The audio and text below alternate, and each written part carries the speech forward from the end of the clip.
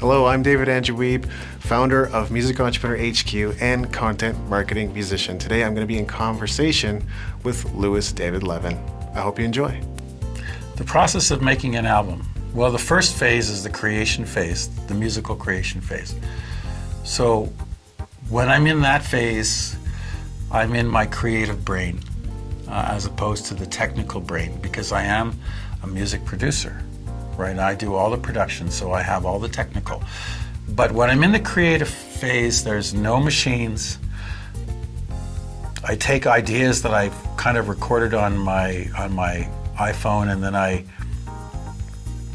go to my piano upstairs and I work on my piano.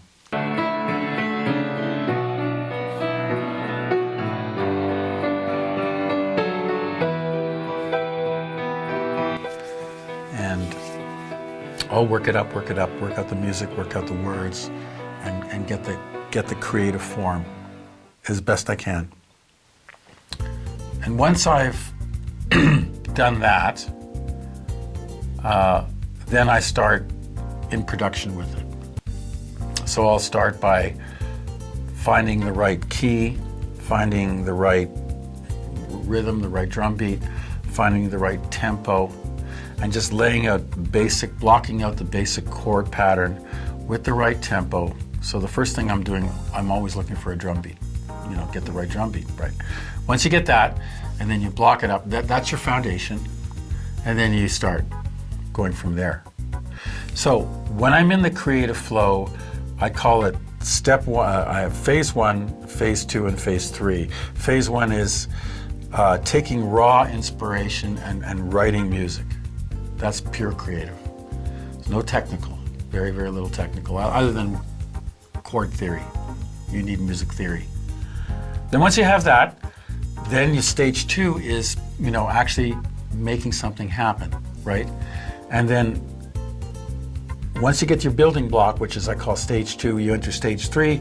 Stage three is, okay, how am I going to arrange this now, right? Am I going to have a guitar in there? Am I going to have an organ? Am I going to have a piano? Do I want horns? Where do I want them to come in? Do I want female vocalists, male vocalists? Then you have a myriad of other issues that you have to deal with in that third phase. And then the fourth phase is actually the mastering stage. I do kinda wanna let it go, 'cause I do kinda wanna got to save my soul. I do kinda wanna let it go, 'cause I do kinda wanna for you. And that's also it's another set of parameters altogether. It's just like a simple thing. You take, for example, you listen to an album and you say, oh, that's a nice album. And you just take for granted that when you go from one song to another, it's all the same volume. No. Never. No. Yeah. It has to be engineered so that it's the same volume, and it can get sticky. Definitely. So, here's the thing. As an artist, and I speak for most artists, none of us wanted to be engineers. Come my way.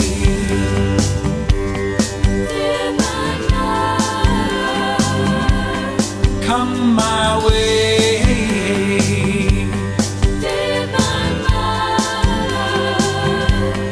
Come my way.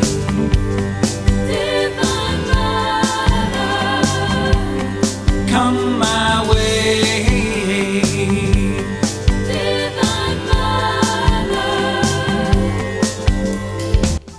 Never.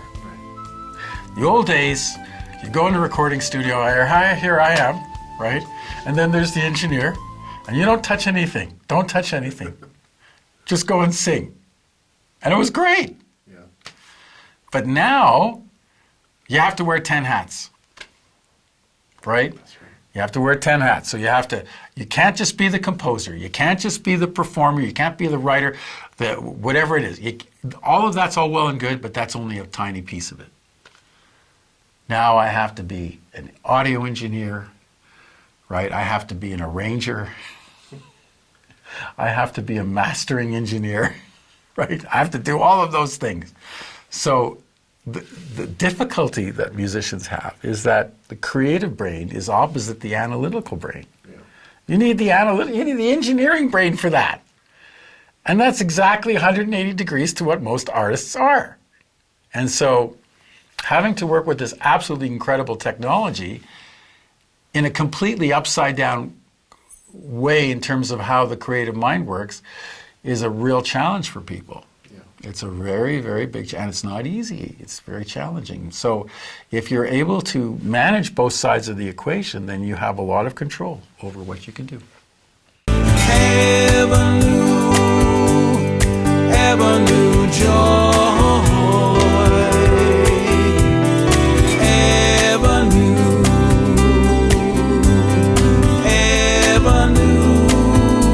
Did you know that light as a wavelength and sound as a wavelength is the same wavelength?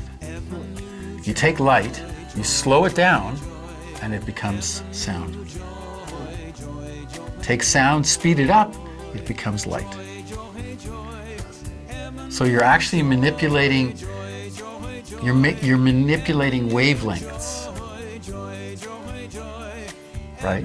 And they're interrelationships. So I became a video producer, a writer-producer. And so I'm working with the sense of sight.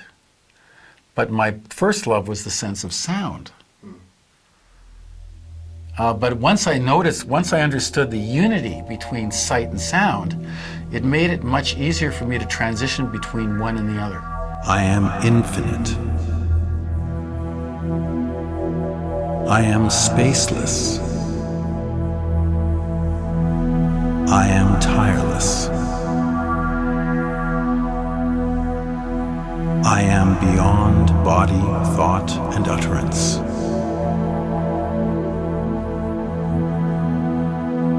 Beyond all matter and mind.